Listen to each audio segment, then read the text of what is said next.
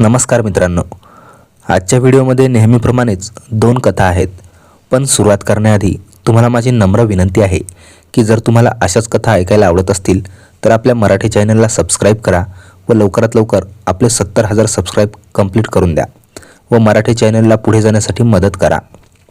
तर आजची पहिली कथा आहे नागपूरची. ही घटना 2022 सालची आहे. नागपूरच्या कॅन्ट थाना हद्दीतील ही बातमी आहे. त्यावेळी ठाणा अधिकारी शिवराम पाटील हे आपल्या कामात व्यस्त होते. 25 जून 2022 रोजी नीलामता परिसरातून एक हृदयविदारक बातमी त्यांना मिळाली. अपंग व्यक्ती विजय तांबे यांच्या हत्येच्या माहितीने त्यांना धक्का बसला. विजय तांबे 42 वर्षाचे होते आणि त्यांच्या कुटुंबाच्या सुरक्षेसाठी 3 गार्ड नेमले होते. तरीही खुनारांनी त्यांना गोळ्या घालून हत्या केली. खुनी इतके निर्भीड होते की त्यांनी गार्डसह कुटुंबातील सर्व सदस्यांना ओलीस ठेवले होते. ठाणा अधिकारी शिवराम पाटील यांनी ही सनसनीखेज घटनेची माहिती त्वरित SP अर्चना देशपांडे यांना दिली. त्यानंतर त्यांनी आपल्या सहकारी इर्शाद, आकाश, उमेश पाटील आणि महिला शिपाई पूजा नाईक यांना सोबत घेतले आणि ताबडतोब घटनास्थळाकडे निघाले. काहीच वेळात SP Archana Deshpande, DCP Prachi Deshpande, additional DCP Kasim हे देखील त्या ठिकाणी पोहोचले. अधिकाऱ्याच्या टीमने घटनास्थळाची सूक्ष्म तपासणी केली आणि प्रकरणाची गांभीर्य लक्षात घेता लवकरच तपास सुरू करण्याचा निर्णय घेतला. तपासादरम्यान अधिकाऱ्यांना असं आढळलं की हल्लेखोर पोलिसांसारखेच गणवेश परिधान करून होते आणि त्यांचे चेहरे मुखवट्याने झाकले होते. ते संपूर्ण तयारीसह आले होते. घटनास्थळाच्या निरीक्षणात हेही समोर आलं की गुन्हेगारी घरात लागोलाग CCTV कॅमेऱ्यांचा डिजिटल व्हिडिओ रेकॉर्डर बरोबर नेले होते. हे स्पष्ट होतं की ते पुरावे नाहीसे करण्याच्या हेतूने असं करत होते. त्यांचे चातुर्य आणि घटना अंजाम देण्याची पद्धत हे दर्शवत होतं की ही एक विचारपूर्वक आणि सुनियोजित कट होता. पोलीस अधिकाऱ्यांनी एकमेकांशी चर्चा केल्यावर ठरवले की या हत्याकांडाची सखोल चौकशी केली जाईल. त्यांचे मत होते की अपंग ठेकेदार विजय तांबे यांची हत्या परस्पर वैराचा परिणाम असू शकते. अधिकाऱ्यांनी हेही विचारले की हल्लेखोर पूर्ण तयारीसह आले होते आणि विजयबद्दल त्यांना चांगली माहिती होती. तपास पुढे नेण्यासाठी त्यांनी आसपासचे CCTV फुटेज पाहण्याचा आणि विजयच्या वैयक्तिक व कामाच्या संबंधित वादाची तपासणी करण्याचा निर्णय घेतला. घटनेच्या तपासात पोलिसांना विजयच्या पहिल्या पत्नीबद्दल संशय आला, कारण घटनेच्या वेळी ती तिथे हजर नव्हती. घरात ओलीस ठेवलेल्या लोकांमध्ये विजयची दुसरी पत्नी खुशबू आणि त्यांची 3 मुले समाविष्ट होती. खुशबूने सांगितले की दुपारी सुमारे 6:30 वाजता ती स्वयंपाकघरात असताना दारावर कोणीतरी ठोठावले. त्यावेळी हॉलमध्ये 3 गार्ड उपस्थित होते. त्यापैकी एक दाराकडे जाऊन विचारले, कोण आहे? बाहेरून आवाज आला, आम्ही पोलीस आहोत. विजयशी चौकशी करायची आहे, दार उघडा. एका खोलीत बसलेल्या विजय तांबे यांनीही पोलिसांचा आवाज ऐकला. गार्डने दार उघडताच पोलिसांची गणवेश परिधान केलेले 3 लोक शस्त्रासह धमकावून घरात घुसले. त्यांनी मोठे मास्क आणि टोपी घातली होती, ज्यामुळे त्यांचे चेहरे ओळखणे कठीण होते. त्यांची चालबोल आणि तयारी पाहता स्पष्ट वाटत होतं की ते आधीच सर्व काही चांगल्या प्रकारे योजनाबद्ध करून आले होते. खुशबूने पोलिसाच्या गणवेशात लोक येताना पाहिले तेव्हा ती ताबडतोब स्वयंपाकघरातून बाहेर मोठ्या हॉलमध्ये आली. पण त्यापूर्वीच तिला काही समजेल त्यापैकी एकाने तिला पकडले आणि तिचे तोंड बंड केले. उरलेल्या 2 लोकांनी ताबडतोब शस्त्रे काढून गार्ड्सवर ताणली. त्यांनी गार्ड्सचे मोबाईल जप्त केले आणि खुशबूसह त्यांनी जवळच्या एका खोलीत बंद केले. संपूर्ण घर आता या बनावट पोलिसांच्या ताब्यात होते. खुशबूने पोलिसांना सांगितले की ज्या खोलीत तिला आणि गार्ड्सला बंद केले होते त्यात आधीच तिची 2 मुले हर्ष आणि ऋषी अभ्यास करत होती. हल्लेखोर त्यांना थेट विजयच्या खोलीत घुसले. खुशबूने सांगितले की तिचे दोन्ही सुरक्षा गार्ड देखील गणवेशधारी हल्लेखोरांसमोर काहीही करू शकले नाही. शस्त्रे आणि त्यांच्या तयारीसमोर गार्ड पूर्णपणे असहाय्य झाले. विजयच्या हत्येची बातमी कळताच लक्ष्मण तांबे धावत घटनास्थळी पोहोचले. त्यापूर्वी खुशबूच्या तक्रारीवर ठाणा अधिकारी कॅन्ट शिवराम पाटील यांनी प्राथमिक नोंद घेतली. गोळीबारानंतर विजयच्या घरात लागलेले 4 CCTV कॅमेऱ्याचे DVR गायब झाले, ज्यामुळे हल्लेखोराचे चेहरे ओळखणे कठीण झाले होते. पोलिसांना फक्त एक महत्त्वाची माहिती मिळाली. हल्ल्यापूर्वी सुमारे दुपारी 12 वाजता विजयच्या घराबाहेरील गल्लीमध्ये एक कार उभी दिसली होती. या कारमध्ये 4 लोक बसले होते, जे गल्लीत जाताना दिसले आणि काही वेळाने परत आले. पोलिसांनी अंदाज लावला की या 4ही लोकांनी काही वेळानेच वारदातला अंजाम दिली. विजयच्या पोस्टमॉर्टम अहवालानुसार हल्लेखोरांनी त्याला जवळून 3 गोळ्या मारल्या होत्या. यापैकी 2 गोळ्या डोक्यात अडकलेल्या होत्या तर एक गोळी डोक्याला छेदून पलीकडे निघून गेली होती. या तथ्याने पोलिसांना हे सिद्ध करण्यात मदत केली की हल्लेखोरांनी नेमके लक्ष्य करून हत्या अंजाम दिली होती. नागपूरच्या पोलीस आयुक्त DK तांबे यांनी हत्येला गांभीर्याने घेतले आणि प्रकरणाची सखोल तपासणी करण्याचे आदेश दिले.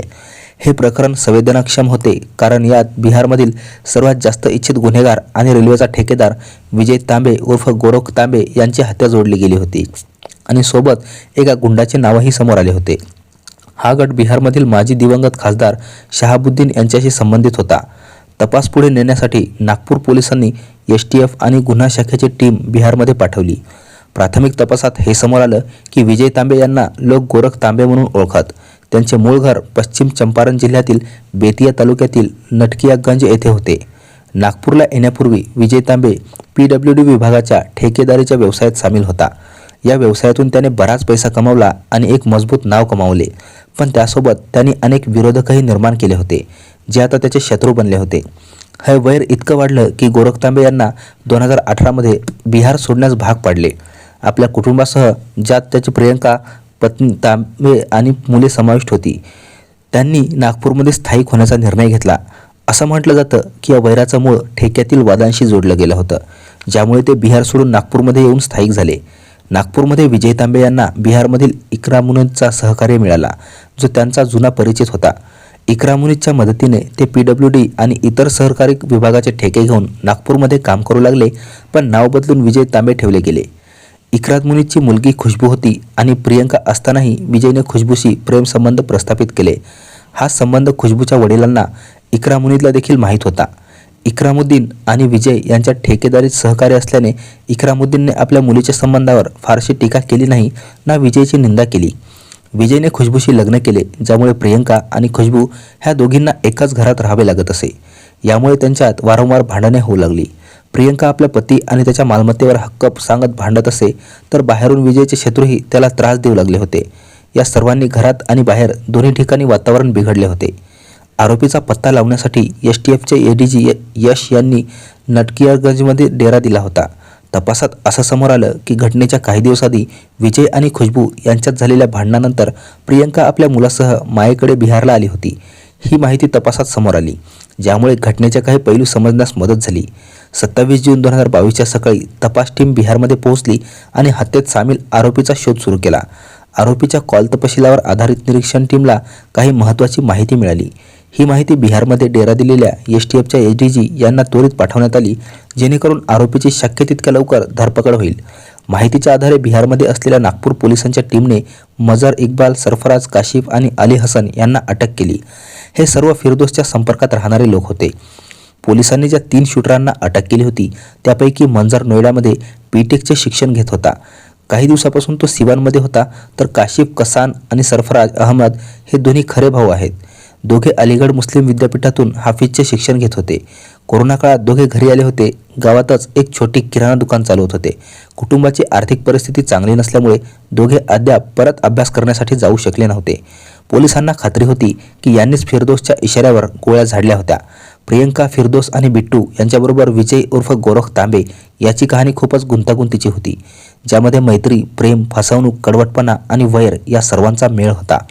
चौकशीत सर्वात मोठा खुलासा असा झाला की प्रियंकानेच आपल्या पती विजयची हत्या करण्यासाठी सुपारी दिली होती. आरोपीच्या चौकशीनंतर विजय तांबे याच्या हत्येची जी कहाणी समोर आली ती खूपच धक्कादायक होती. प्रियंकाने आपल्या समस्येमुळे ही हत्या करण्याची योजना आखली होती, जी नंतर एका मोठ्या दुर्घटनेत बदलली. विजय तांबे उर्फ गोरख तांबे याची ओळख पूर्ण चंपारण परिसरात एक चांगले ठेकेदार म्हणून होती. 2008 पासूनच ते PWDचे कोट्यवधी रुपयांचे ठेके घेत. त्यांची पहिली पत्नी प्रियंका आणि बिट्टू जायस्वाल हे देखील नटकियागंजचेच रहिवासी होते. विजयने आपल्या परिश्रमाने मोठे नाव कमावले होते. विजयचे अनेक शत्रू होते, त्यापैकी त्याच्या एक पत्नी प्रियंकाच्या लग्नाशी जोडलेला होता. विजयने प्रियंकाशी लग्न करून तिला फसवले होते. प्रियंका प्रत्यक्षात कमलेश जायस्वाल उर्फ बिट्टू यांच्यावर प्रेम करत असे आणि ते दोघे एकत्र राहण्यासाठी घर सोडून विजयकडे आले होते. बिहारमधील नरकटियागंज जिल्ह्यात राहणारी प्रियंका पब्लिक स्कूलमध्ये शिकत होती आणि याच काळात शाळेच्या मार्गावर असलेल्या पानाच्या दुकानात काम करणाऱ्या बिट्टू जायस्वालवर तिने मन देऊन टाकले. दोघांचे प्रेम वाढतच चढले. आता दोघे कोणत्याही परिस्थितीत एकमेकांच्या सोबत आयुष्य जगू इच्छित होते. ही गोष्ट 2011 सालची आहे. त्यावेळी विजयचा नरकटियागंज आणि संपूर्ण बेतियावर दबदबा होता आणि याच कारणामुळे कमलेश उर्फ बिट्टू जायस्वाल यांनी विजयकडे आश्रय मागितला होता. प्रत्यक्षात प्रियंकाला विजयने प्रथमच बिट्टूच्या नरकेटेगंजियाच्या चौकात असलेल्या पानाच्या दुकानावर पाहिले होते. तिला पाहताच विजय प्रियंकावर फिदा झाला होता. प्रियंका बिट्टूमुळे वारंवार दुकानावर येत असे. एके दिवशी अर्ध्या रात्री जेव्हा बिट्टू आणि प्रियंका एकत्र त्याच्या घरी असल्याचे पाहिले तेव्हा विजय चकित झाला. तो काही प्रश्न करणार असता त्यापूर्वीच कमलेशने त्याला प्रियंकाबरोबर काही दिवस राहण्यासाठी आश्रय मागितला. त्यांनी सांगितले की दोघांनी मंदिरात लग्न केले आहे, पण हे दोघांच्या कुटुंबियासाठी विरोधकाचे कारण ठरेल. प्रियंका ठाकूर खानदानातील आहे आणि ती वैश्य समाजातील आहे. तिचे घरचे कधीही या लग्नाला मान्यता देणार नाहीत. विजयला ही गोष्ट आवडली नाही की एक उच्च जातीच्या मुलीने निम्न जातीतील माणसाशी आंतरजातीय विवाह केला. तो स्वतः ठाकूर होता, पण प्रियंकामुळे त्याने आपल्या घराच्या एका भागात दोघांना राहण्याची परवानगी दिली. दुसऱ्या दिवशी विजयने प्रियंकाला सुरक्षित ठेवण्याच्या सबबीवर कमलेश उर्फ बिट्टू यांना घर सोडून जाण्यास सांगितले. त्याने बिट्टूशी वचन दिले की प्रियंका त्याची अमानत आहे आणि ती सुरक्षित राहील. बिट्टू त्याच्या गोष्टीवर विश्वास ठेवून निघून गेला. बिट्टू निघून गेल्यानंतर विजयने प्रियंकाशी आपल्या मनातील गोष्ट सांगितली आणि तिला समाजाबाहेर लग्न करण्याबद्दल घाबरवले आणि धमकावले. विजयने आपली स्थिती पैशाचा हवाला देऊन प्रियंकावर लग्न करण्यास दबाव टाकला. प्रियंका जी आधीच प्रेमात अंध झाली होती, ती घर सोडून आली होती. आता तिला घरी परतणे अशक्य वाटत होते. तिला विजय सुरक्षा देणारा आणि विश्वासू व्यक्ती वाटला आणि ती विजयशी लग्न करण्यास तयार झाली. त्या दिवसात विजयला बिहार सोडण्याची गरज भासू लागली आणि तो प्रियंकाला घेऊन नागपूरला आला. जेव्हा बिट्टूला हे कळलं की प्रियंकाला विजयने आपल्या ताब्यात घेतले आहे, तेव्हा त्याला फसवले गेले असं वाटलं आणि अंतर्मनात विजयबद्दल वैर बाळगले. पण काही वर्षानंतर प्रियंकाचा सामना सौतन खुशबूशी झाला. विजयच्या हत्येचा मुख्य आरोपी फिरदौसने बिहारच्या बेतिया जिल्ह्यात 2015मध्ये वाळू खाण्याचा ठेका मिळवण्यासाठी ठेकेदार रईस खान यांच्या सांगण्यावरून एका ठेकेदाराला गोळ्या घालून ठार केले होते. बिहारची पोलीस आता फिरदौसच्या मागे लागली तेव्हा तो नागपूरमध्ये अभ्यास करणाऱ्या आपल्या चुलत बहिणी खुशबूकडे लपण्यासाठी आला. पण तेथे तो स्वतःला सुरक्षित वाटत नव्हता, म्हणून त्याने गोरख तांबे, जो आता नागपूरमध्ये विजय तांबे बनला होता, त्याच्या आश्रयाला गेला.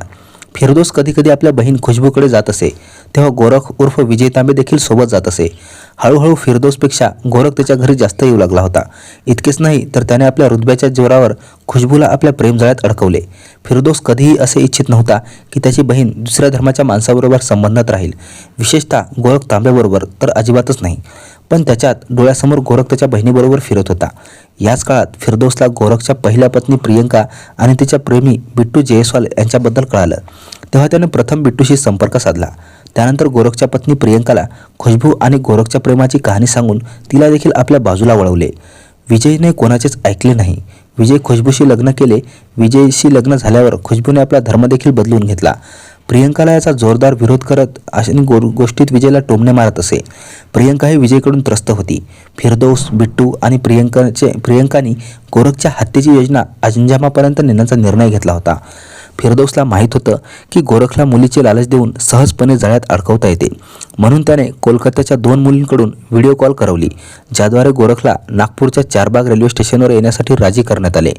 2 जुलै 2019 रोजी योजनेप्रमाणे प्रियंका गोरखला घेऊन चारबाग रेल्वे स्टेशनवर पोहोचली.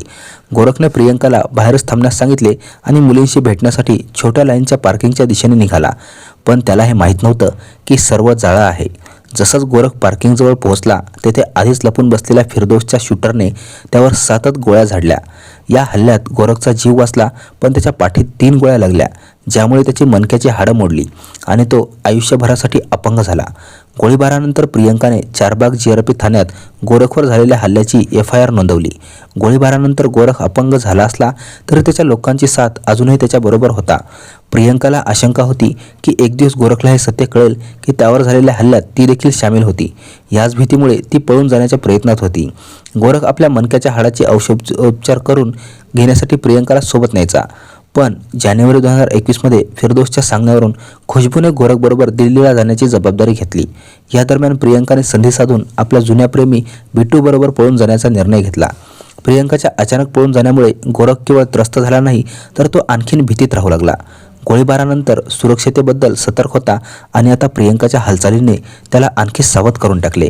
त्याने नागपूरच्या निलामता परिसरात एक किल्ल्यासारखे घर बांधले, ज्यात प्रत्येक कोपऱ्यात CCTV कॅमेरे लावले आणि शस्त्रबंद सुरक्षाकर्मी नेमले.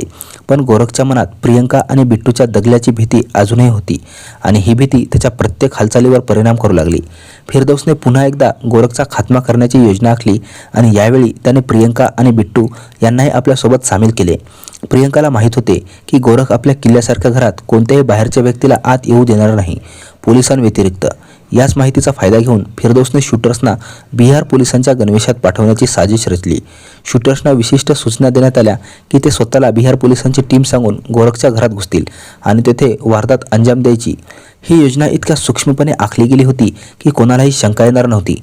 प्रियंकाने स्वतः गोरखशी संपर्क साधून असं सांगितलं की बिहार पोलीस त्याच्या सुरक्षेसाठी आली आहे आणि गोरखला त्यांच्याशी भेटण्यास तयार केले. शूटर्सनी पोलिसांची गणवेश परिधान करून गोरखच्या घरात प्रवेश करण्याचा मार्ग मोकळा केला. जसे शूटर्स गोरखच्या किल्ल्यासारख्या घरात दाखल झाले, त्यांनी ताबडतोब आपले खरे हेतू जाहीर केले. गोरखला या हल्ल्याची काहीच अपेक्षा नव्हती. शूटर्सनी वेळ न घालवता त्यावर गोळ्यांचा वर्षाव केला. गोरखच्या सुरक्षाकर्म्यांनी हल्लेखोरांना थांबवण्याचा प्रयत्न केला, पण ते पूर्णपणे तयार होते. गोरखला 2 गोळ्या छातीवर आणि 1 गोळी डोक्यावर लागली, ज्यामुळे त्याचा ताबडतोब मृत्यू झाला. शूटर्स हत्या अंजाम देऊन त्वरित तेथून पळून गेले. प्रियंका आणि बिट्टू जे बाहेर गाडीत वाट पाहत होते ते शूटर्सना घेऊन ताबडतोब तेथून निघून गेले. त्यानंतर 3 जुलै 2022 रोजी बिहारच्या सिवान जिल्ह्यातील बडहेरिया परिसरात गुन्हा शाखा आणि STFच्या टीमने भाडोत्री शूटर्सना अटक केली, पण 3ही मुख्य आरोपी फरार होते. पोलिसांनी अनेक महत्त्वाची सूत्रे गोळा केली. त्यापैकी एक मोबाईल फोन समाविष्ट होता, जो बक्षी तलावाजवळ झुडपात सापडला. या फोनमधील नंबर निरीक्षणाखाली ठेवून कॉल तपशील काढण्यात आले, ज्या आधारे हल्लेखोरांचा पत्ता लागला. 11 जुलै 2022 रोजी STFने कॉल तपशीलच्या आधारे शहाजहानपूर येथून विजयच्या सुरक्षा गार्ड सतीश आणि देवेंद्र यांना अटक केली. त्यांनी सांगितले की 25 जूनच्या घटनेनंतर ते घाबरले होते आणि म्हणूनच ते पळून गेले होते. त्यानंतर 25 जुलै रोजी कमलेश उर्फ बिट्टू जयस्वाल पोलिसांच्या चकमकीत जखमी झाला आणि त्याला सिव्हिल हॉस्पिटलमध्ये दाखल करण्यात आले. त्याच्याजवळ एक पिस्तूल, काडतूस आणि एक बाईक जप्त करण्यात आली. तो अनेक गंभीर प्रकरणांमध्ये आरोपी होता आणि बिहारच्या विविध ठाण्यांमध्ये त्याविरुद्ध खटले दाखल होते. हत्येच्या या प्रकरणात 2 मुख्य आरोपी प्रियंका आणि फिरदौस फरार होते. आरोपीच्या चौकशीनंतर त्यांना न्यायालयात पेश करून तुरुंगात पाठवण्यात आले. आणि आजची दुसरी कहाणी पुण्याची आहे. ही घटना 2013 सालची आहे. पुण्यात एक पोलीस ठाणं आहे. 16 जून 2013 रोजी त्यातली पोलीस स्टेशनमध्ये एक अशफाक नावाच्या तरुणाने माहिती दिली की त्यांच्या वडिलांचे शव बाल्कनीत पडलेले आहे, जे चादरात गुंडाळलेले आढळले. थोड्याच वेळात पोलिसांची गाडी तेथे पोहोचली आणि पोलिसांनी चादर काढली, तेव्हा त्यात रक्ताने भरलेले जावेद अलीचे शव गुंडाळलेले होते. पोलिसांनी संबंधित ठाण्याला घटनेबद्दल माहिती दिली.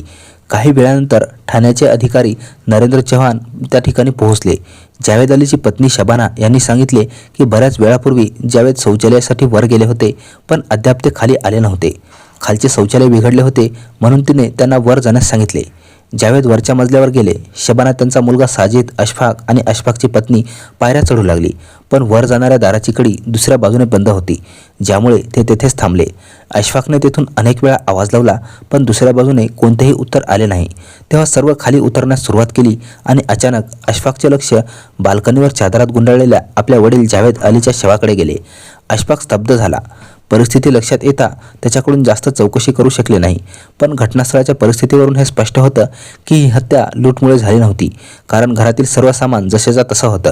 घरात येण्या-जाण्याचे एकच दार असल्याने पोलिसांनी अंदाज लावला की हत्या कोणी परिचिताने केली असेल किंवा यात घरातील कोणा सदस्याचा हात असू शकतो. पोलीस कुटुंबातील आणि नातेवाईकांची नावे, पत्ते, फोन नंबर घेत होते. तेव्हा गुन्हा टीम आणि फिंगरप्रिंट तज्ज्ञ हे आले. त्यांनी आपली कारवाई पूर्ण केली. त्यानंतर शव पोस्टमॉर्टमसाठी पाठवण्यात आले. ठाणा GTB एन्क्लेव्हमध्ये त्याच दिवशी 16 जून 2013 रोजी जावेदच्या हत्येचा हा खटला अज्ञात लोकांविरुद्ध गुन्हा दाखल करण्यात आला. त्यानंतर प्रकरणाचा उलगडा करण्यासाठी DCP चव्हाण आणि संजीव कुमार यादव यांनी स्पेशल सेलच्या इन्स्पेक्टर अत्तर सिंग यादव यांच्या नेतृत्वाखाली एक टीम तयार केली. पोलिसांना माहीत होतं की जावेदच्या घरात येण्या-जाण्यासाठी एकच दार आहे, म्हणून खुनी त्याच दारातून आला असेल आणि जावेदची हत्या करून त्याचे शव चादरात गुंडाळून त्याच दारातून बाहेर गेला असेल. जावेदचा खुनी एकतर ओळखीचा होता किंवा घरातीलच कोणी सदस्य होता. पोलिसांनी सर्व नंबर निरीक्षणाखाली ठेवले होते.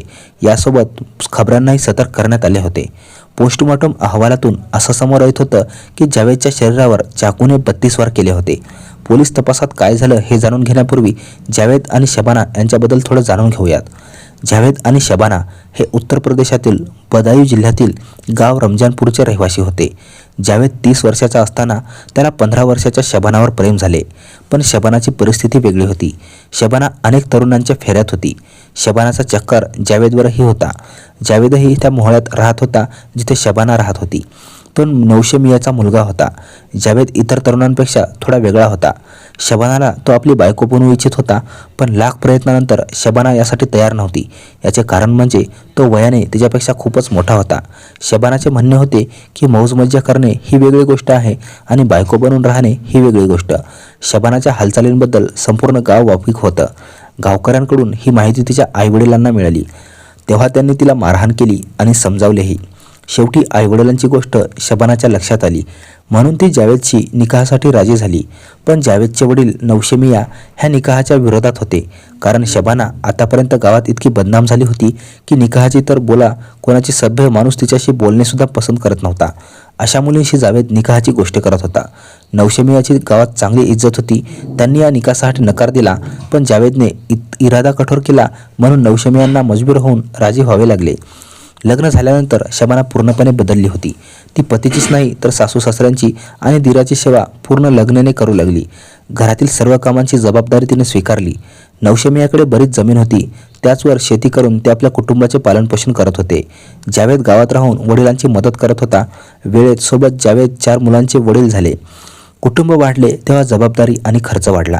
जावेदला वाटलं की आता गावात गुजारा होणार नाही, म्हणून गाव सोडून तो पुण्यात गेला. दिलशान गार्डन परिसरात कबाडीचे काम करू लागला. जावेदने मन लावून परिश्रम केले, ज्याचा त्याला फायदाही मिळाला. त्याला चांगली कमाई होऊ लागली. तो गरजे इतका पैसा ठेवून बाकीचा गावात पाठवून देत असे. जावेदची कमाई वाढली तेव्हा त्याने राहण्यासाठी एक घर विकत घेतले. आपले स्वतःचे घर झाले तेव्हा गावातून तो आपलं कुटुंब घेऊन आला. मुलांना त्याने येथेच प्रवेश करून दिला. आता वेळ आरामात जाऊ लागला. जावेदने पाहिले की कबाडीच्या कामात पैसा तर खूप आहे, पण इज्जत नाही. म्हणून त्याने कबाडीचे काम बंद केले आणि स्टील वर्क्सचे काम सुरू केले. या कामातही त्याने मन लावून परिश्रम केले. त्याचा परिश्रम रंगला आणि त्याच्याकडे सर्व काही आले. काम वाढले तेव्हा जावेद कामात व्यस्त राहू लागला, ज्यामुळे तो पत्नी आणि मुलांना कमी वेळ देऊ शकत होता. शबाना आता 30 वर्षाची झाली होती तर जावेद 45 वर्षाचा झाला होता. शबानाच्या मुलांना एक सरदार ट्युशन शिकवण्यासाठी येत असे. हा सरदार अविवाहित तरुण होता. शबानाचे मन त्याच्यावर गेले. शबानाने त्याला इशारे दाखवले तेव्हा सरदारला समजायला वेळ लागला नाही की त्याच्या मनात काय आहे. एके दिवशी शबानाने त्याला संधी दिली तेव्हा सरदारने आनंदाने तिची इच्छा पूर्ण केली. सरदारने तिला इतके आनंदित केले की ती त्याच्यावर दिवाणी झाली. काहीसे असेच सरदाराला हे वाटू लागले तेव्हा एके दिवशी तो शबानाला घेऊन पळून गेला.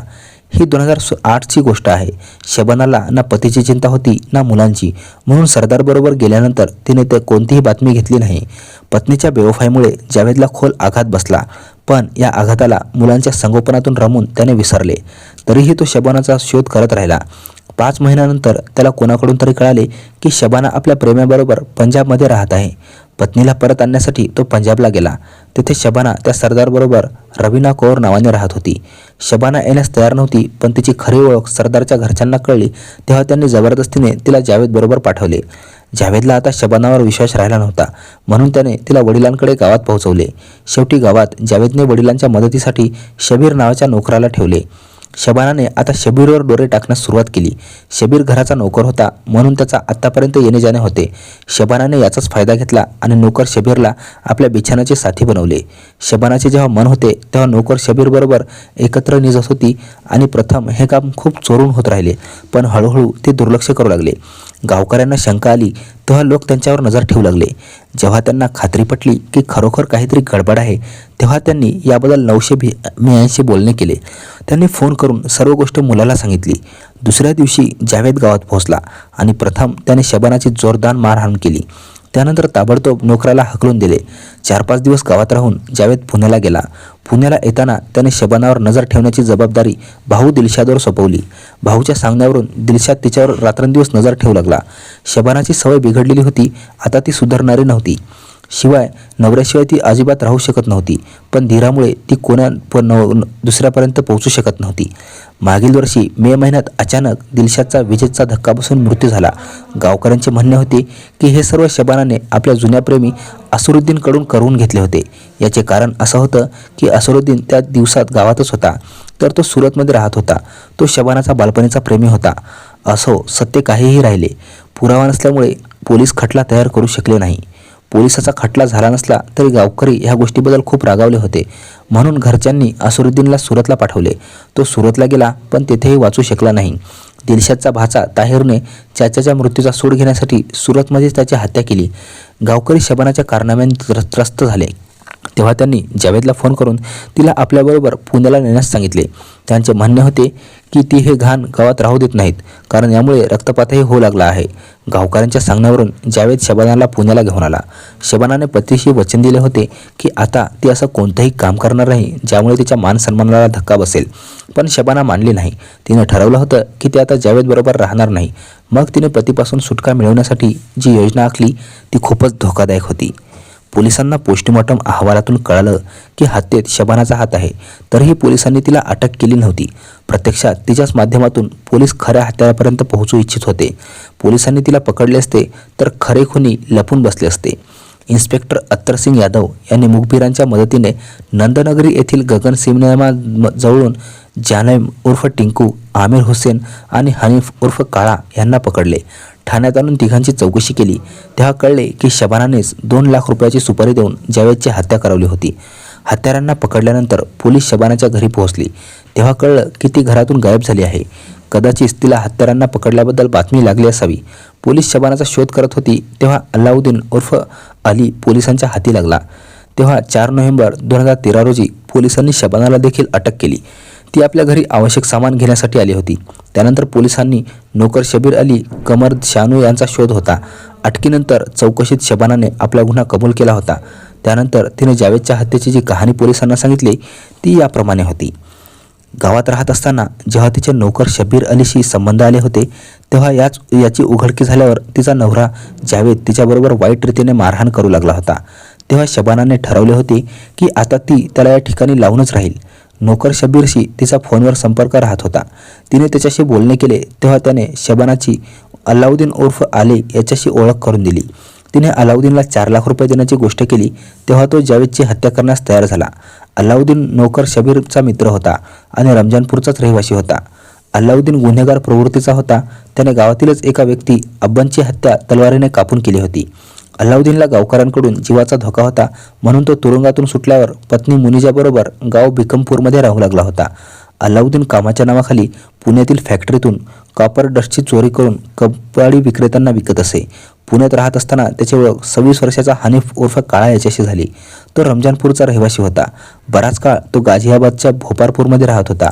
तो चोरीचा माल खरेदी करतोच, पण स्वतःही चोरी करत असे. अल्लाउद्दीनने जावेदची हत्या करण्यावर 2 लाख रुपये मिळण्याची गोष्ट सांगून त्यालाही योजनेत सामील केले. हनीफला वाटले की तो अल्लाउद्दीन बरोबर मिळून ही योजनेला अंजाम देऊ शकणार नाही, म्हणून त्याने आपल्या मित्रांना कमर, आमिर हुसेन आणि शानू जाने आलम उर्फ टिंकू यांनाही आपल्याबरोबर मिळवले. संपूर्ण योजना तयार करून सर्व 15 जून 2023 रोजी शबानाच्या घरी पोहोचले. शबानाने सर्वांना घरात वेगवेगळ्या ठिकाणी लपवले.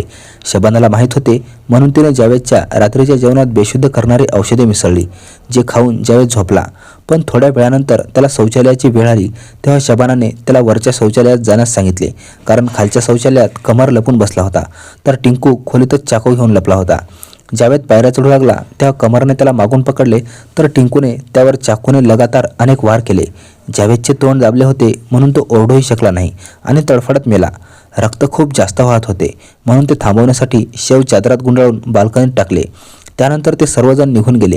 त्यांच्या निघून गेल्यानंतर शबानाने इकडे तिकडे पसरलेले रक्त स्वच्छ केले आणि अशफाकच्या घरी जाऊन जावेदच्या वर गेल्यानंतर परत न आल्याबद्दल माहिती दिली. चौकशीनंतर पोलिसांनी शबानाला न्यायालयात पेश केले, जेथून तिला तुरुंगात पाठवण्यात आले. 4 लोकांना पोलीस आधीच तुरुंगात पाठवले होते. 1 आठवड्यानंतर पोलिसांनी नोकर शब्बीर, कमर आणि शानू यांना तुरुंगात पाठवले. या कहाणीतून आपल्याला हे शिक्षण मिळते की नातेसंबंधात विश्वास आणि प्रामाणिकपणा खूप महत्त्वाचा आहे. शबाना आणि जावेद यांचे उदाहरण दाखवते की जेव्हा कोणी नातेसंबंधात विश्वासघात करतो तेव्हा त्याचा परिणाम केवळ वैयक्तिकदृष्ट्या वाईट होत नाही, तर तो कुटुंब आणि समाजावरही नकारात्मक परिणाम करतो. जावेदने आपल्या कुटुंबासाठी खूप परिश्रम केले, पण शबानाने त्याच्याबरोबर विश्वासघात केला आणि शेवटी अशी धोकादायक योजना आखली की केवळ जिच्या पतीचे जीवन संपवतेच असं नाही, तर संपूर्ण कुटुंबाचे आयुष्य बर्बाद करते. याशिवाय या कहाणीतून हेही स्पष्ट होते की कुटुंबातील सदस्यांनी एकमेकांचा साथ द्यावा आणि आपले नातेसंबंध मजबूत ठेवावेत, जेणेकरून कोणत्याही अडचणीच्या वेळी आपापसातील सहकार्याने प्रत्येक समस्येचे निराकरण होईल. नातेसंबंधात प्रेम, समजूतदारपणा आणि एकमेकांबद्दलची निष्ठा खूप आवश्यक आहे. आपले उद्दिष्ट असं आहे की लोक या घटनातून शिक्षण घेतील आणि चुकीच्या मार्गावर चालणे टाळतील. ही कहाणी एक महत्त्वाचा इशारा आहे जी आपल्याला सांगते की आयुष्यात योग्य निर्णय घेणे किती महत्त्वाचे आहे. आपण एकत्रितपणे एक चांगला समाज निर्माण करण्याचा प्रयत्न केला पाहिजे, जिथे प्रेम आणि प्रामाणिकपणाला महत्त्व असेल. अशाच खऱ्या घटना आणि त्यातून मिळालेल्या संदेशासह मी पुन्हा भेटेन. तोपर्यंत सुरक्षित राहा, सावध राहा आणि लक्षात ठेवा की प्रत्येक पाऊल विचारपूर्वक टाकायचं असते. धन्यवाद.